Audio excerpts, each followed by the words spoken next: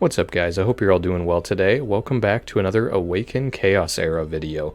Today we're going to do a little bit of a week 1 free-to-play update, kind of go over where we got to, what we're doing, what we're working on, what we've chosen so far. Just kind of looking over where I'm at in the game after, I want to say 8 days of playing, so just over a week. Before we get into that, I wanted to give you guys a big thank you. I've been seeing a pretty hefty uptick in subs and viewership lately, and I really appreciate it, everybody. So if you'd like to continue with the support, or if you're new and would like to get in on what we're doing here, drop me a like and subscribe. We're doing more and getting better every day. So thanks again, guys. Let's get into the video. Alright, so we are 1 week into Awaken Chaos Era. It soft launched, and we got it all downloaded and set up in BlueStacks, which if you're still wondering how you play the game already, seeing as that it's only soft launched in several regions, I do have a video that will be in the pinned video at the very end there. But for now, let's look over where we are. So, let's see. So I'll go over some of my champions. So the first one I did pick Hydricia because I was looking at the multiple AoE skills that she offered, along with speed down. I figured it usually would be a good thing. And she's been a pretty solid champ.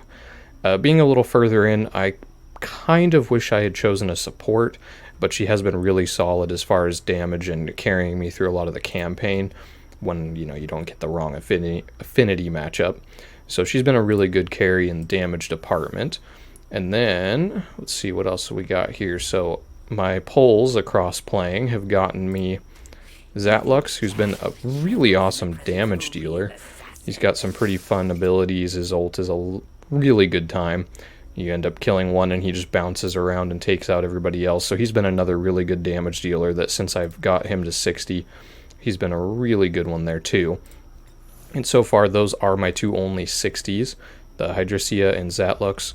I did get both Scarlet, who is a very good boss damage dealer. She does a lot of bleeding racking up and has a, I don't know, almost an extra life thing through her passive with the wolf. And so she's been a really fun one too. She's carried me through a lot of, I want to say, green affinity areas and a lot of bosses. Helped me a lot in the Tulpa dungeon too, which we'll go over here in a bit. And then through polls, I actually got Valeria and Blackhorn. Blackhorn's been my only real support so far, healer, support, whatnot. He's been really solid. I still haven't taken him above 40 because I put such solid health gear on him that he's been really tanky regardless, so I've been saving all my pumpkins and leveling stuff for damage characters because he's been just fine so far. He's probably one of the next ones up to go to 50 and then 60, but for now I've been fine with him as sitting at 40 while I start building some more damage. Valeria is kind of in the same boat here. She does a lot of damage, and so I think she's going to be one of the next ones I take to 60 just so that I can get a red AoE damage dealer, so I'll have a blue, a green, and a red damage dealer because as much as Scarlet is a really solid champ, she seems to mostly be effective against bosses, not so much against waves, so I just want to get damage dealer of each type just so that I can make sure I can get through most content. And then we have pulled several others, and we'll go over some of those when we get to them because they have to do with challenges in the game. The other Lego I did pull is Yolanda. I really haven't built into her yet. She does seem like a really solid support tank from her abilities, especially adding a gigantic shield. And some other stuff in her kit there, some negative buff removal, adding buffs, pretty solid stuff. But again, haven't built into her yet. I only have so much XP jelly right now, so we're kind of building into them. Got food champions going. Then I did get Lydia as well. Her kit might surprise me at some point. She does have a high dodge chance and through her passive. Her kit seemed a little odd, and I didn't know if it was something I wanted to invest in early. But she might be a fun one to mess with later on, especially for fighting bosses and whatnot, because she does have a lot of extra crit stuff and ignores defense by a large portion when she does crit, so seems like a pretty good damaging kit. Just have not invested in that one yet. Let's see, and that's it for there. So in the rookie event, I did get all the way through with 67 points, and I did get Mila, however you want to pronounce that here, the Norse, Irish, Gaelic, dual axe wielding lady, whatever you want to call her there. She's part of the Frozen North dwarf faction. But she's pretty cool. I've been slowly building into her too. But I did complete these, with the exception of just a couple of the harder challenges.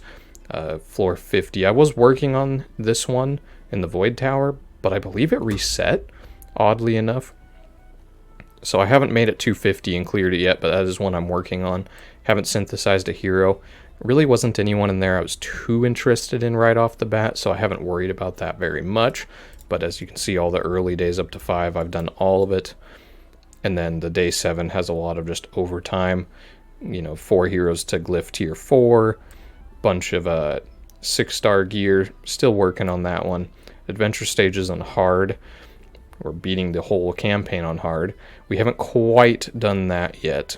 So we'll go into our adventure or campaign progression here. So I cleared it all on normal, thanks to Hydricia and a few other champions. Right now we are at chapter 10 of hard, and we are at stage 3. So I've still got a few more to clear up here to complete it on hard and then unlock mythic.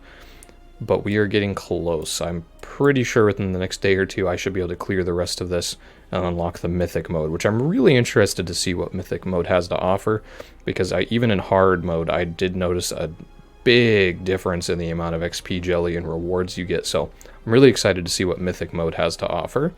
And then we'll go in here to the dungeons and take a look at that. So in the Endless Trials, I have made it through level 40, cleared 100%, and then the level 50, I don't remember exactly where I'm at. I was working on that, I want to say yesterday.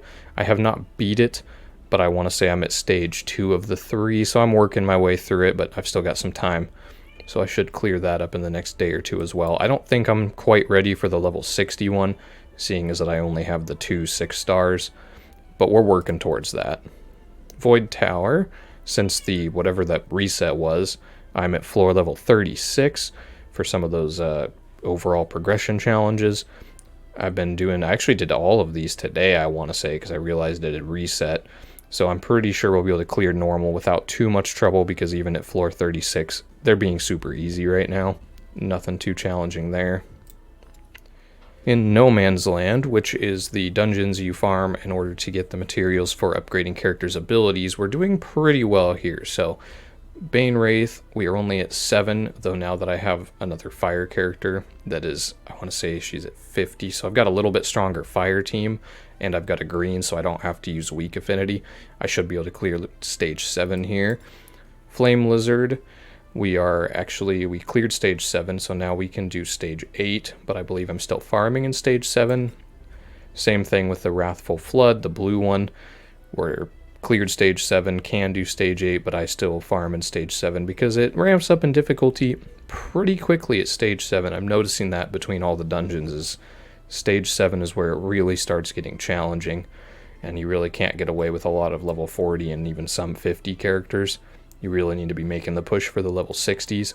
I haven't been worrying too much about the Lord of Holy Light and the Shadow Captive ones. I don't have very much in the way of light and dark characters. I want to say I have like one epic that's light, and then I have the elite that is light. So I just haven't really worried about these too much. Once I start building them, I'll come back here and start grabbing a lot from these dungeons. But for now, they're not my main focus.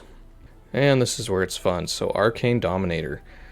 As you can see here, I've got a lot of having to beat stage 7. So the Roaring Tulpa, which over here in the Covenants, is how you unlock Hasrina, Fire Dragon Lady, who's really good with the ignites, has a lot of passive fire damage over time in her kit.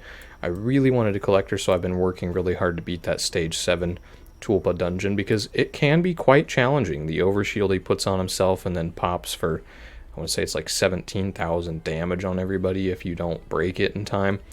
Pretty challenging. So that one was quite difficult. I did finally clear it though with the help of a level 60 Valerie from one of my guild mates. But we cleared that one. The Ash Magisteria, however you want to say that. We haven't quite got through the level 7 there or in either of these others yet. I haven't worried about the Void one that much. Or dark. I don't really need any of these sets, at least not that I can tell. Guard set, Divine set, and Rebel set. They might come in handy later on in the game, but for right now I'm worrying about building base stats and just making stronger characters. Then I can start looking at some fun sets to change out for some real nutty late game stuff. But for now we're mostly worrying about the core ones, and then a little bit Witch of the Wind because she has the focus set, which I am really hoping to get more pieces of. Haven't had much luck so far, but probably because we're still farming stage 6 and not making the change to 7 and 8. But we will get there. And then bounties, bounty hunt, we are at stage 34. I've been doing pretty good about doing all 5 per day. I want to say in the first day or 2 of playing I missed 1 or 2 just because I was scrambling trying to learn all the things and do all the different stuff in the game. But now that I kind of know what I'm working with and doing, I've been making sure to get in here and do 5 of those each day, which I do recommend because you do start getting some pretty nice rewards through them. As you can see here, gear enhancement, a shard, a foodie, which are really nice to get, some extra energy, all kinds of fun stuff. Been working on the dispatches quite a bit recently, which has been a lot of fun. I really like having the system in the game just as a way to pay off for keeping a bunch of different champions and getting extra rewards. So that's been a good time. And then over in the clan, so somehow my little clan and me ended up being number 74 in all clans, which is pretty nifty. I don't really know what that has to do with anything or how much that'll jump up or down, but for right now it feels really cool to be in the top 100 in something we're playing. And as far as the battle goes here for the clan boss, or armored incursion they call it here, I, being completely free to play, am falling behind a little bit. I made a big push and was able to start hitting the level 12 chest every single time, and I have been soft locked there ever since. So I'm working on building the different champions, and it's just going to be a matter of time to start doing better in there for me and just building up different colors and rarities of champions, because he does shift, it seems, every single week to a different element type. So how I do week by week is going to somewhat be determined by what I've built and what color he is. But for right now, for the previous one, which I believe was green, and for now red, I've been hitting a level 12. Something else we're going to be working on. And then in our foodies guide, so we are right near the end of stage 1. Today I've been doing quite a bit trying to clear this up. We made it to 45 out of 50. We're working on obtaining 10 epic glyphs, which is mostly just a matter of spending energy. Since I have most of the hard campaign unlocked, I have the stages to do it. I just need to burn the energy and auto battle my way through.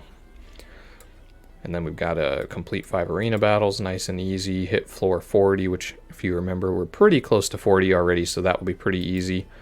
Complete advanced summon. That one I should have looked ahead and paid attention to, because I have none currently.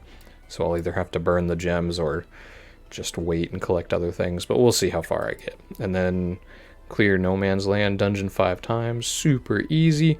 And then complete the adventure on hard. By the time I get through here, that should not be a problem, because as you saw, I am really close. And then I haven't been worrying too much about arena, but I am in bronze 2. I've kind of just been doing 5 to 10 of these a day. Done a couple of the ones for gems here and there, or diamonds, whatever they call them. Diamonds, they call them diamonds. Been doing a few of those for diamonds, but mostly I've just been picking up and completing the easy arena battles and then trying my hand at a few more challenging ones just to see what my team can do so far. Not really worrying about arena too much early on. I've kind of got an eye on a few champions that I think I'm going to make into my arena team, but for right now I'm worrying about general progression through dungeons and campaign or adventure and all that kind of stuff rather than worrying about arena. Once I have a solid set of characters to get me through content, then I'll start pumping XP and resources into things for my arena team. But I did notice that the rewards for doing arena are actually pretty solid. It's a nice change from some other gacha games, but the arena is really worth it, even if you're not in the top echelon of it, because you do get some nice rewards. And then where is it here? Is it ranks? Yeah, here we go. The rewards through it are actually really nice. You get minimum of 100 gems, a summon, 3-star pumpkin, and 10k gold, which gold you kind of get so easily anyways, but the other resources are pretty nice, and it does go up pretty reasonably. I mean, even just getting into silver gives you 150 diamonds. you know, a free summon, and then a 4-star pumpkin, which is really nice to get. So I really like the way they've handled the tier rewards for doing arena. And then obviously I don't think I'll be making it into any of these for a while, since I'm not trying very hard at the moment. And being a free-to-play, it's a little slower, but we are making good progress in there, and we'll continue to do better there. Alright, so it's been a bit buggy, but we're going to try and get into it here and kind of go over the last main thing, which is the events. Hey, first try. It often crashes when I'm trying to go into the events. I'm not sure if that's the game's issue or a BlueStacks issue, but it does crash here and there. Thankfully, you don't really seem to lose anything on crashes, whether it's middle of a battle, after a battle, before a battle. It's really good about not using up any resources or doing anything if it fails. So it's mostly an annoyance, not too big a deal, though I would like if they could get it fixed. But anyway, we have completed our 7-day login, gotten our summon, diamonds, pumpkins, and all that fun stuff. We have a gear collection, rookie gear enhancement, and hero promotion. The rookie gear enhancement I have completed. The gear collection, I'm getting close, though I am running out of time, so probably as soon as I'm done with this video, I'm going to get right back to doing that. And then a gear enhancement, I'm almost halfway through, but we do have quite a while still with another 3 days, 3 hours, so that should not be a problem at all. And I have, up to this point now, I have completed all of the events that's popped up for me. And I gotta say, even though some of them have been the rookie ones, all of them have been really, really good. I really like the way they're handling events. I like the reward to amount of effort put in. It feels very fair. It feels like you get a very reasonable amount of rewards for how hard it is to do and what you put into it. So I've really appreciated that. It feels like I'm really working towards something in these events, and I've really liked them so far. So I'd be curious what you guys think, if you've played any other gacha games, how these events seem to match up to others. Being a big raid player, I gotta say I really like these events a lot more. They feel a lot more fair. They don't feel as ridiculous and unobtainable for minute rewards. So I've really liked them. Let me know what you guys think about these, if you like the way they're doing it, or if you'd like to see it changed, or just let me know what you think about them. I've really enjoyed them so far. And that about wraps it up for our week 1 of playing Awaken Chaos Era. I'll probably, at least for a little while, try to do one of these videos a week where we kind of go over my progress. At least for the first couple weeks. Obviously we won't do this into infinity, because eventually I'm going to hit quite a wall and it'll be, you know, a long grind before any heavy progression. But we'll do it for a couple weeks, see how you guys like it, and, you know, just kind of get the chance to watch a free-to-play come up through the game and see how the progression goes and how it feels and all that fun stuff, and just keep tabs on the game.